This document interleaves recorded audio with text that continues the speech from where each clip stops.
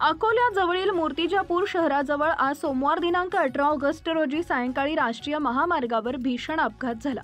भरधाव ST bus व दुचाकीची समोरासमोर धडक होऊन कोळंबी गावचा 25 वर्षीय तरुण आयुष गाडगे जागीच ठार झाला, तर त्याचा साथीदार प्रथमेश भोयर वय वर्ष 24 हा गंभीर जखमी झाला। या अपघातामुळे महामार्गावर रक्ताचे थारोळे आणि तासभर वाहतूक ठप्प झाल्याने परिसरात प्रचंड खळबळ उडाली।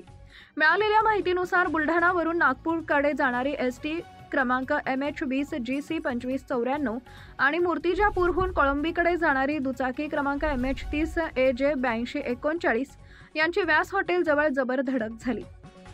धडकेचा आवाज एवढा भीषण होता की दुचाकीचे 3 तुकडे झाले। अपघातानंतर प्रवाशांमध्ये भीतीचे वातावरण पसरले। प्रत्यक्षदर्शींच्या मते मृतक आयुष गाडगे हा रॉंग साइडने वाहन चालवत होता, तसेच त्याने हेल्मेट न घातल्याने गंभीर दुखापत होऊन त्याचा मृत्यू झाला। नियमांचे पालन केले असते तर आयुषचा जीव वाचला असता अशी खंत शहर पोलीस ठाण्याचे निरीक्षक अजित जाधव यांनी व्यक्त केली आहे। जखमी प्रथमेश भोयर याला तातडीने श्रीमती लक्ष्मीबाई देशमुख उपजिल्हा रुग्णालयात दाखल करण्यात आले, परंतु प्रकृती गंभीर असल्याने पुढील उपचारासाठी त्याला अकोला जिल्हा सर्वोपचार रुग्णालयात हलवण्यात आले आहे। अपघातामुळे राष्ट्रीय महामार्गावरील वाहतूक काही काळ विस्कळीत झाली होती।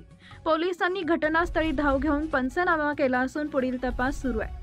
वारंवार सूचना देऊनही हेल्मेटचा वापर व दुचाकीचे नियम पाळण्याबाबत बेपर्वा राहणाऱ्या चालकांमुळे अशा अपघातांची पुनरावृत्ती होत असल्याची खंत नागरिकांनी व्यक्त केली आहे। Subscribe now and press the bell icon. Never miss an update.